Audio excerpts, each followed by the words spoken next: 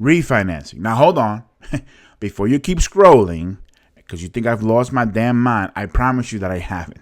Today, I want to talk about why refinancing could be a smart move, even though interest rates are higher now than they were a couple of years ago. So just bear with me for a second. The first reason is equity growth. Home prices have continued to go up, so you may be sitting on a significant amount of equity right now. But the truth is that equity is just a number. It's a fallacy. It's a fugazi if you don't put it to good use.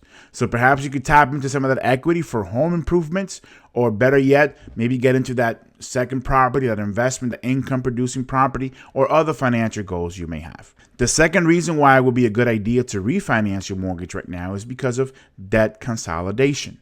The truth is that credit card that you have, that personal loan that you have, is very likely that the interest rate you're paying on that, it's a lot higher than the interest rate you would have should you refinance your mortgage and tap into some of that equity.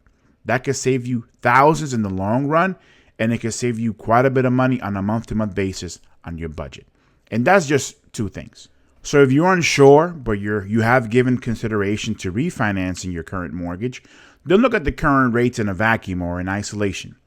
Instead, consider the benefits of tapping into the equity that you probably have in your home to buy that second home, or buy an income producing property, or perhaps getting out of debt, consolidating these things, or just reaching other financial goals that you may have.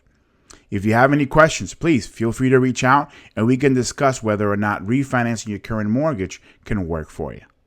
So don't forget to like, comment, share, and follow me for more mortgage advice.